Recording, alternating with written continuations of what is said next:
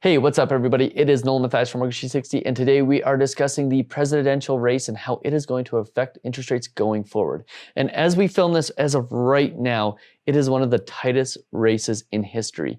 It is November 4th. It is the day after the presidential election. So far, most of the states have been delegated for the Electoral College. There's a few outstanding. Michigan was just given to Joe Biden. It looks like Wisconsin's going to go the same way. And ultimately, I think Nevada is probably going to go towards Biden as well. And if Biden gets Nevada, it is Biden's election. But regardless of who is elected, we want to talk about how that presidential election is going to ultimately affect interest rates going forward, how it's going to affect mortgage rates, and what you can expect.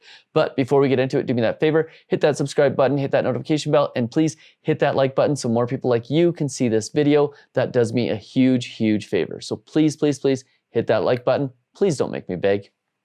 Okay, so let's chat US presidential election. Let's chat how it's going to affect interest rates. Let's talk about what is going to happen here.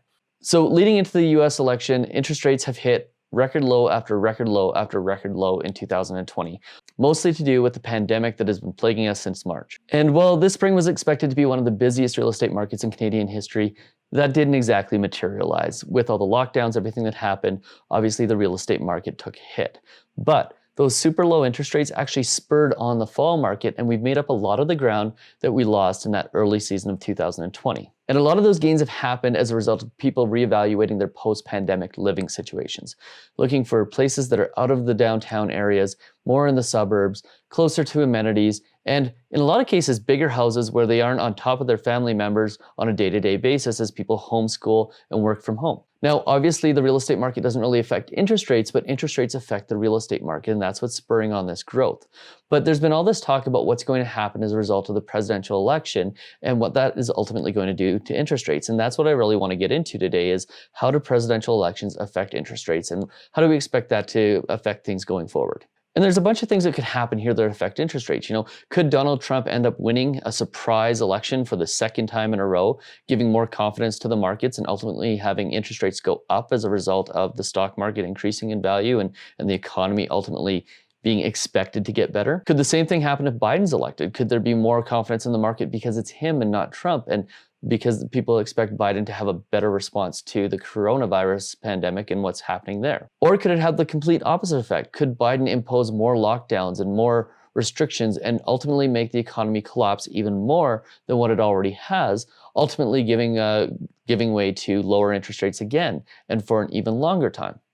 Or could it just be the status quo as Republicans hold on to control of the Senate while the White House is occupied by a Democrat, ultimately making any drastic changes something that is a non-issue, and ultimately keeping interest rates and what's going on in the US economy essentially the same? And here's the thing, as much as people would like to believe that presidential elections have a huge effect on mortgage and interest rates, the reality is, historically, they do not. Even though Canadian lenders in the past have often created presidential election mortgages that come up for renewal right before a presidential election because they believe that there's going to be some sort of edge for either the consumer or them themselves, the reality is this doesn't ever materialize. And if it does, it's very minimal in its effect. In fact, if you go back to 1972 and look at mortgage rates compared to presidential election outcomes, rarely has there been any sort of major effect to interest rates. In fact, the highest impact on interest rates was in Obama's presidential election back in 2008, where there was massive uncertainty as to how Obama was going to govern, which ultimately created a scenario where interest rates fell by 0.8%.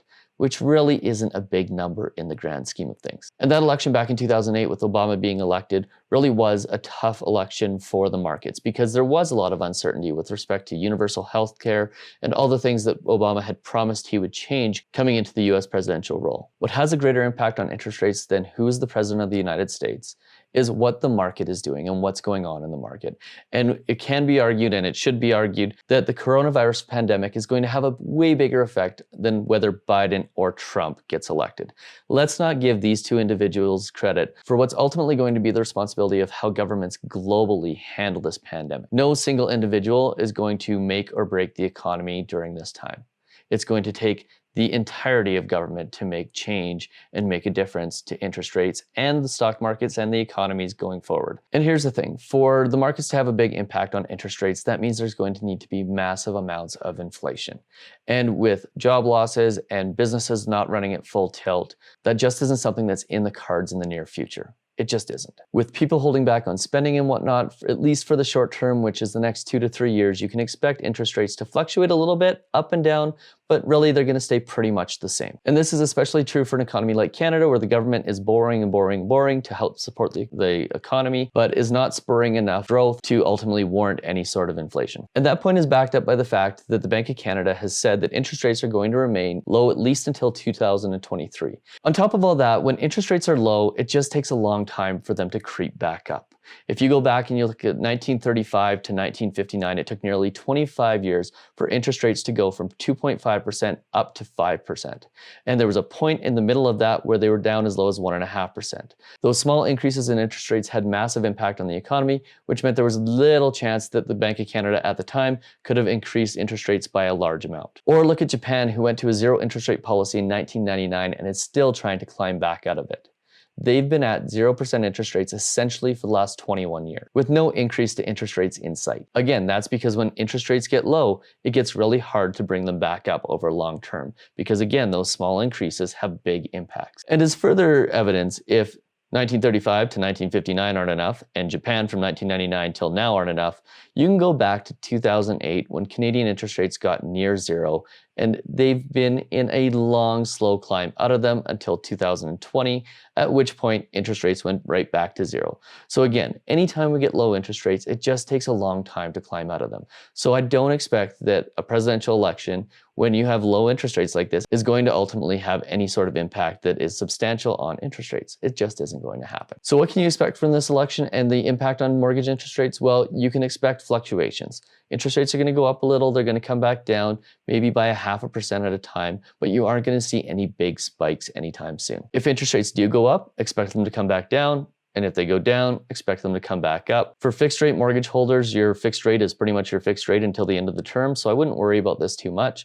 For people who are getting a new mortgage or variable rate mortgage holders, expect that discounts are probably going to increase at some point. There's going to be opportunity to get better variable rates, but that Bank of Canada prime rate is probably going to stay pretty much the same for the next 3 years, and then it may slowly and gradually start to increase.